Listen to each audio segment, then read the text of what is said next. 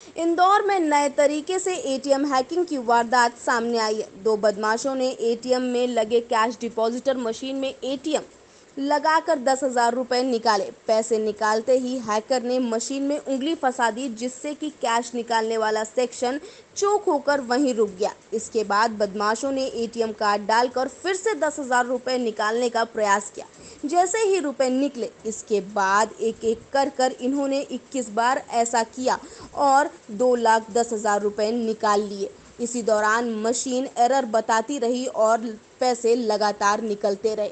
शहर में 3 एटीएम में इस तरह के रुपए निकालने की बात सामने आई है। हालांकि अभी एक ही जगह से विस्तृत जानकारी सामने आई है। स्टेट बैंक की मैनेजर ने अभी एफआईआर कराई है रात को।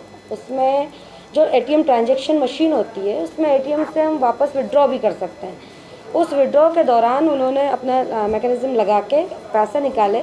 चूँकि उन्होंने उस ऐसा कुछ किया जिससे कि एरर आया और वापस डिपॉजिट हो गया। ऐसे वापस डिपॉजिट करते हुए 21 ट्रांजैक्शन उसके द्वारा किए गए हैं। और चूँकि ये सीधे सीधे चलता, तो अभी थाने ने एफआईआर करके विवेचना में लिया है। हर बार हर ट्रांजेक्शन में 10,000 रुपये निकाले हैं। और ये लगभग 1-1.5 दिन के बाद जब इनका मशीन फुल होती है, उनका जो सर्कुलेशन आता है, उसके हिसाब से जब इन्होंने निकाला तो 2,10,000 रुपये कम निकले। फिर उन्होंने अपने जांच करी, देखा सीसीटीवी वगैरह और सारे ट्रांजेक्शन की मिलान करा, तो ये बात पकड़ में आई कि 21 ट्रांजेक्शन्स इसी मोड पे किए गए।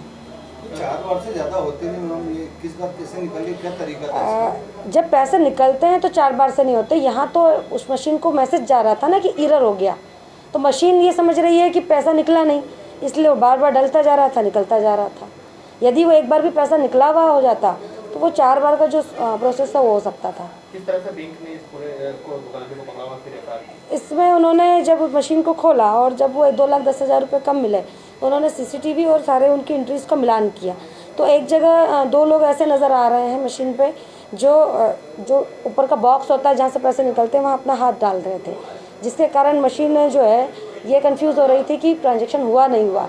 तो मशीन को कंफ्यूज करके एरर बताया, वो पैसे उन्होंने निकाल लिए। देन वो चूँकि उनके कैश डिपॉजिट खाते में वापस चले गए, फिर उन्होंने वही प्रोसेस करा। ऐसे उसी 10,000 के नाम पर उन्होंने उस मशीन से 2,10,000 रुपये निकाले।